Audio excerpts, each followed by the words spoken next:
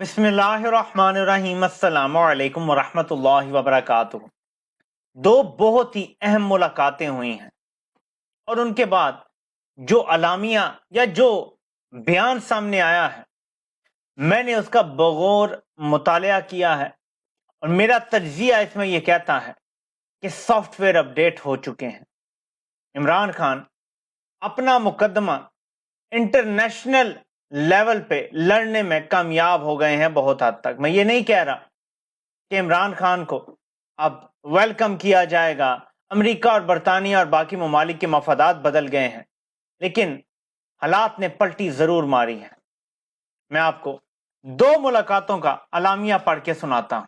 ایک ملاقات ہے برطانیہ کی پاکستان میں سفیر جین میریٹ کی نواز شریف کے ساتھ۔ آج ہی نواز شریف کی سزا معطل ہوتی ہے اور اس کے کچھ دیر بعد جین میریٹ نواز شریف سے ملاقات کرتی ہیں۔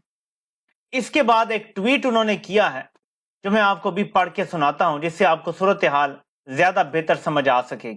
یہ ٹویٹ انہوں نے کیا ہے کہ میں اس وقت کراچی، لاہور اور اسلام آباد میں میٹنگز میں وقت لگا رہی ہوں۔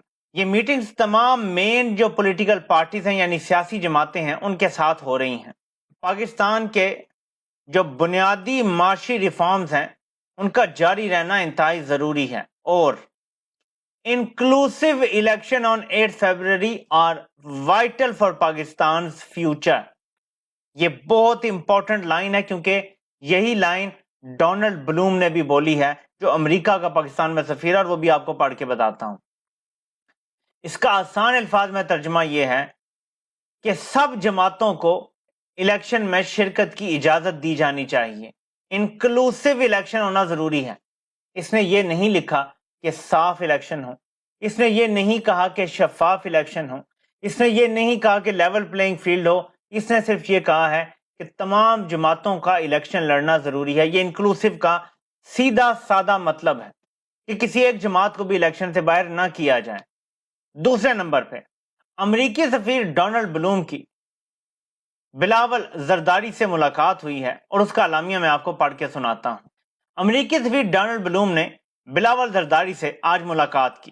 اس کا مقصد آزادانہ، منصفانہ اور شمولیت پر مبنی انتخابات کی اہمیت سمیت موجودہ سیاسی امور پر تبادلہ خیال کرنا تھا۔ دوبارہ سمجھیں، آزادانہ، شفاف اور شمولیت پر مبنی یعنی انکلوسیو الیکشنز، یعنی سب جماعتوں کی شمولیت ہونی چاہیے۔ یہ برطانیہ نے بھی کہا ہے آج اور امریکہ نے بھی کہا ہے۔ اب آپ تھوڑا سا پیچھے ہیں کہ میں کیوں یہ کہہ رہا ہوں کہ عمران خان نے ان کا سافٹ ویئر اپڈیٹ کیا ہے۔ اس کے لیے آپ کو دوبارہ سے یہ جو اکانومسٹ کی سٹوری ہے، جو عمران خان کا خط یا عمران خان کا آرٹیکل اکانومسٹ نے چھاپا ہے، یہ دنیا کے بڑے جریدوں میں سے ایک ہے۔ اس کے 27 ملین صرف ٹویٹر پہ فالوورز ہیں اور یہ روزانہ ٹویٹ کر رہا ہے عمران خان کا آرٹیکل۔ پچھلے 3-4 دن سے حکومت کے دباؤ کے باوجود پیچھے نہیں ہٹ رہا۔ اکانومسٹ میں جب ایک آرٹیکل آتا ہے تو پوری دنیا کے وہ لوگ جو فیصلہ ساز ہیں کم از کم وہ ضرور پڑھتے ہیں۔ وہ بڑے بڑے طاقتور لوگ جو اس وقت 60 یا 70 سال کے ہو چکے ہیں، جو اب تک اس دنیا کے فیصلے کر رہے ہیں، یعنی میں آپ کو دنیاوی لحاظ سے بتا رہا ہوں، وہ سب یہ پڑھتے ہیں۔ اب اس میں ایک چیز آپ اور ایڈ کر لیں، 2024 برطانیہ میں بھی الیکشن کا سال ہے، امریکہ میں بھی الیکشن کا سال ہے، اور پاکستان میں بھی الیکشن کا سال ہے۔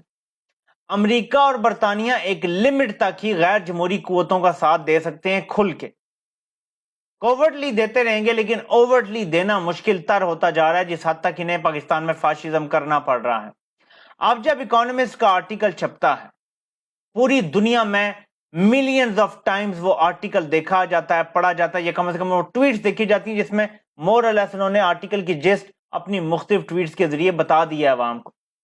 عمران خان کا پیغام پہنچ چکا ہے ملینز آف لوگوں کو، پوری دنیا میں، پاکستان میں بھی لیکن پوری دنیا میں، اور جو امپورٹنٹ لوگ ہیں وہاں تک تو ڈیفینیٹلی پہنچ گیا ہے۔ وہ پھر ایم پیز ہوں، وہ پھر لارڈز ہوں، وہ سینیٹرز ہوں، کانگریس مین ویمن ہوں، ان سب کو یہ میسج مل گیا ہے، ان سب تک بیانیہ بھی پہنچ گیا ہے اس کے بعد یہ انکلوسیو الیکشن کی لائن ایڈ کی گئی ہے امریکہ اور برطانیہ کی طرف سے کہ تمام جماعتوں کی شمولیت، اس کا ترجمہ یہی بنتا ہے کہ تمام جماعتوں کی شمولیت والے الیکشن پاکستان کے مستقبل کے لیے ضروری ہیں۔ اسے کہتے ہیں سافٹ ویئر اپڈیٹ کرنا، اور وہ بھی عالمی طاقتوں کا سافٹ ویئر اپڈیٹ کرنا، اور وہ بھی اڈیالہ جیل سے بیٹھ کے۔ اب آ جاتی ہے پھر بات کہ اگر آل انکلوسیو الیکشن ہونے ہیں، یعنی مار دھاڑ کے 9 مئی کے نئے معاملات بنا کے کہ جی حکومت کمیشن بنائے، حکومت جو ہے وہ اس میں report they, P T I پہ پابندی لگا دی جائے، ایسے طریقے سے ان کو لیکن لڑنے دے دیا جائے، لوگوں کو بلے کا نشان بھی نہ ہو، پارٹی کو بھی ڈسبینڈ کر دیا جائے، کالعدم قرار دے دیا جائے، پارٹی سے جو جڑے ہوئے لوگ ہیں وہ پھر کوئی اور طریقہ نکالیں، آزاد لڑیں، یا کسی چھوٹی پارٹی کے الیکشن سمبل کے نام پہ جس پہ اعلان کر دیا جائے کہ اب یہی ہے الیکشن پی ٹی آئی کا، کچھ ایسے کیا جائے کہ پی ٹی آئی کمزور ہو جائے۔ لیکن اگر بلے کا نشان مل جاتا ہے، اگر پارٹی کو کالعدم بھی قرار نہیں دلوایا جاتا، جو کہ دلوانے کا ایک ہی طریقہ ہے اور وہ ہے سپریم کورٹ کے ذریعے، کیا قاضی اس حد تک بدلے کی آگ میں جل رہا ہے کہ یہ کام بھی وہ کر جائے گا اور الیکشن سے پہلے کر جائے گا؟ کیا یہ ممکن ہے؟ کیا کچھ ایسا کرنے کی سازش بھی ہو سکتی ہے کہ الیکشن کے بعد کسی جماعت کو کالعدم قرار دے دیا جائے؟ پاکستان میں کچھ بھی ہو سکتا ہے۔ جیسے سینٹ کے الیکشن کے بعد نواز شریف کی نااہلی کی بنیاد پہ نون لیگ کے تمام سینیٹرز کو آزاد قرار دے دیا گیا تھا، بالکل اسی طرح تحریک انصاف کے لوگ اگر جیت بھی جاتے ہیں کسی ایک چھتری کے نیچے تو کوئی اور طریقہ نکال لیا جائے گا کہ یہ آزاد ڈکلیئر ہو جائیں۔ اسی چیز سے بچنے کے لیے عمران خان نے پارٹی کی چیئرمین شپ خود چھوڑ دی تھی، بیرسٹر گور کو پارٹی کا چیئرمین نامزد کر دیا تھا تاکہ کم از کم یہ نہ ہو سکے کہ ہم تمام پلسرات کے اوپر سے گزر کے، آگ کے دریا کے اوپر سے گزر کے الیکشن جیت بھی جائیں تو اچانک سے نااہلی کو بنیاد بنا کے تمام کینڈیڈیٹ کو آزاد کر دیا جائے۔ اب آج کا دن انتہائی اہم ہے، اسی لیے میں بار بار کہہ رہا ہوں 9 تاریخ طے ہوئی تھی جس دن ڈویژن بینچ نے تحریک انصاف کے بیٹ کے نشان کے اوپر کیس سننا ہے۔ تحریک انصاف زیادہ زور سپریم کورٹ میں لگا رہی ہے، لیکن انہیں پشاور ہائی کورٹ کے ڈویژن بینچ میں زور لگانا چاہیے۔ سارے تگڑے وکیلوں کو وہاں ہونا چاہیے اور یہ کیس تگڑے انداز سے لڑنا چاہیے، اور وہاں سے پوری کوشش کریں اپنے حق میں فیصلہ لینے کے لیے۔ نہیں تو سپریم کورٹ ظاہر ہے کہ اگلا دروازہ ہے اور وہ کھٹکھٹانا ہی پڑے گا، بے شک آگے قاضی فائز عیسیٰ صاحب ہوں، اور اگر وہ کوئی ایڈورس آرڈر دیتے ہیں تو پھر قاضی فائز عیسیٰ پہ عدم اعتماد کرنا ہی پڑے گا، ان کو مجبور کرنا پڑے گا کہ وہ تحریک انصاف کا کوئی کیس نہ سنیں بلکہ باقی ججز کو سننے کے لیے مختص کریں۔ وہ بے شک اپنے گروپ کے ججوں کو کر سکتے ہیں، سردار طارق اور اس طرح کے منصور علی شاہ ٹائپ جو ججز ہیں جو قاضی گروپ کا حصہ ہیں ان کو دیے جا سکتے ہیں کیس، لیکن قاضی صاحب کم از کم خود نہ سنیں کہ وہ دونوں ججز جیسے بھی ہوں گے، بائس بھی ہوں گے، کم از کم وکلاء کو سن لیں گے، فیصلہ اپنی مرضی کا دیں گے۔ قاضی صاحب تو وکلاء کو سنتے ہی نہیں ہیں، وہ تو وکلاء کی تصحیح کرتے ہیں، کبھی کسی کا نام بگاڑتے ہیں، کبھی کیا کرتے ہیں، یعنی بچوں والی حرکتیں وہ کر رہے ہیں۔ اسی لیے آنے والے 3 سے 4 دن انتہائی انٹرسٹنگ اور فیصلہ کن ہو سکتے ہیں۔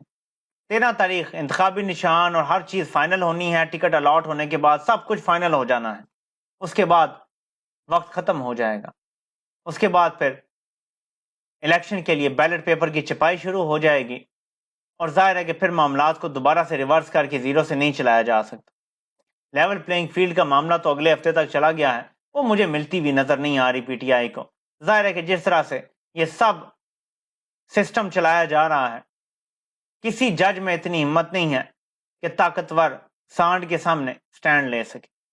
آج ایک ٹاؤٹ نے ٹویٹ کیا کہ نواز شریف نے اپنا معاملہ اللہ کے سپرد کر دیا تھا اور یہ ریلیف اللہ کی طرف سے ملا ہے، یعنی اس نے تقریباً اس طرح کی ٹویٹ کی، جس پر میں نے لکھا کہ خدا را شرک نہ کرو، راوی بے شک بہت طاقتور ہے لیکن خدائی کا دعویٰ نہیں کر سکتا۔ یہ تو نہ کہو کہ نواز شریف نے خود کو اللہ کے سپرد کیا ہے، نواز شریف نے خود کو راوی کے سپرد کیا تھا، اور یہ راوی کی برکات ہیں جس کی وجہ سے نواز شریف کے تمام کیسز ختم ہو رہے ہیں۔ افسوس یہ نہیں ہے کہ تاحیات نااہلی ختم کر دی گئی ہے، افسوس یہ ہے کہ ایک ڈیل کے تحت یہ سب کچھ کیا گیا ہے۔ اگر آزادانہ طور پہ باقاعدہ اپنا دماغ اپلائی کر کے یہ کیا جاتا، مجھے اس پہ کوئی اعتراض نہیں تھا، لیکن جب پیچھے سے ڈوریں ہلائی جائیں تو پھر فیصلوں پر ضرور مجھے اعتراض ہوگا، اور پوری قوم کو ان فیصلوں پہ اعتراض ہے، اور اسی لیے تاحیات نااہلی قاضی صاحب تو ختم کر سکتے ہیں اپنے تاحیات قائد کی، لیکن اس بار 8 فروری کو عوام آپ کے تاحیات قائد کو تاحیات نائل کرنے جا رہی ہے۔ اس کے بعد زندگی میں اس میں الیکشن لڑنے کی ہمت باقی نہیں رہے گی 8 فروری کو جو اس کے ساتھ ہونے جا رہا ہے۔ آپ سے انشاءاللہ پھر ملاقات ہوتی ہے۔ اللہ پاک آپ سب کا حامی و ناصر ہو۔ سب کے سننے کا بہت بہت شکریہ۔